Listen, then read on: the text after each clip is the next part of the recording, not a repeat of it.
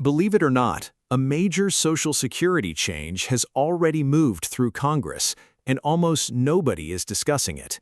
I came across it accidentally, started digging into the details, and what surprised me was not just the bill itself, but how quietly it's being positioned to the American public. Because for millions of retirees, Social Security is not supplemental income anymore. It is the income. For many middle-class Americans, that monthly deposit covers more than half of everyday life: mortgages, groceries, utilities, prescription costs, everything. Which means even small changes to the language around retirement benefits can have much bigger financial consequences than people realize. And once you see what's actually changing, you may start looking at retirement in America very differently. The bill itself sounds harmless at first. Almost boring, honestly. Just another piece of government language most people scroll past. But the deeper you look, the more you realize this is really about shaping how Americans think about retirement. Because the proposal focuses heavily on changing Social Security terminology. Not the checks themselves, at least, not yet. The language. And language matters more than people think, especially in finance. Wall Street understands this perfectly. That's why debt becomes leverage, speculation becomes innovation, and buying an $80,000 truck somehow becomes building equity, which is impressive, considering vehicles lose value faster than leftover sushi. Now here's where this gets interesting. The government currently refers to age 62 as the point where you can start claiming Social Security early. But under this newer framing, that age would essentially be presented as the minimum benefit age. Psychologically, that changes everything, because most Americans already feel financially behind. Retirement savings are thinner than headlines suggest. Credit card balances are climbing. Housing costs absorbed income growth years ago, and many households are quietly depending on Social Security to fill a retirement gap that compound inflation created over decades. So when people hear the phrase minimum benefit, they instinctively feel penalized, even if the actual math stayed the same. That's the part nobody is discussing. This is not only a financial issue, it is a behavioral finance issue. And once governments shift behavior, policy changes become easier later, because historically, retirement ages rarely move all at once. They move gradually through normalization, one small adjustment at a time. First, the terminology changes, then expectations change, then eventually the policy itself changes. And honestly, from a government budgeting perspective, you can understand why. Americans are living longer overall. Retirement systems are under pressure, and entitlement spending already consumes a massive portion of federal expenditures. But there's another side to this conversation nobody likes to mention.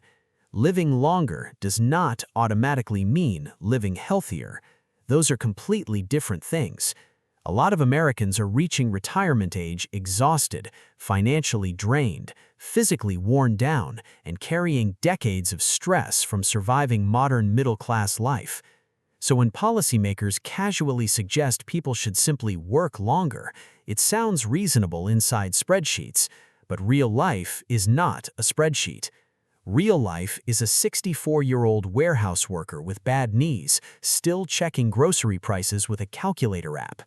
And that's why this conversation matters far more than most people realize. Now, here's where the conversation gets more complicated, because most retirement calculators online leave out one critical variable: opportunity cost. They show you a simple comparison: claim benefits early or wait longer for a bigger monthly check. And on paper, waiting often looks smarter. The charts usually show a break-even point somewhere in your late 70s, meaning if you live long enough, delaying benefits theoretically produces more lifetime income. Sounds logical, but there's a major assumption hiding underneath those projections. The assumption that early benefits earn nothing: zero growth, zero yield, zero capital efficiency. And that's not how financially intelligent Americans think. Because if someone claims Social Security earlier but invests part of that income conservatively, the math changes dramatically. Even moderate compound growth starts shifting the equation dramatically, especially in today's higher yield environment. For example, short-term Treasury yields recently moved into ranges that many retirees ignored for almost a decade. Not aggressive stock market speculation, not meme stocks, not financial freedom influencers renting Lamborghinis for thumbnails, just relatively stable government-backed yields producing meaningful income again. And once you factor in even moderate annual returns, the gap between claiming early versus delaying starts shrinking fast, sometimes almost disappearing entirely.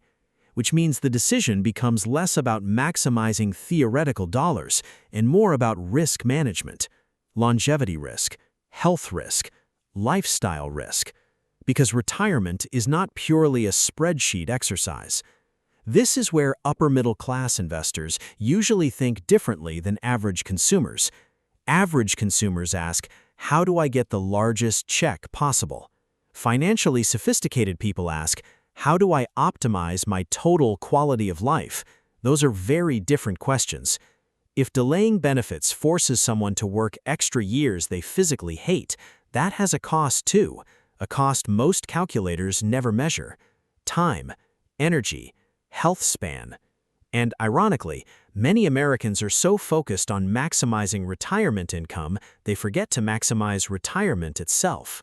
The uncomfortable truth is, America quietly changed what retirement looks like, not officially, but culturally.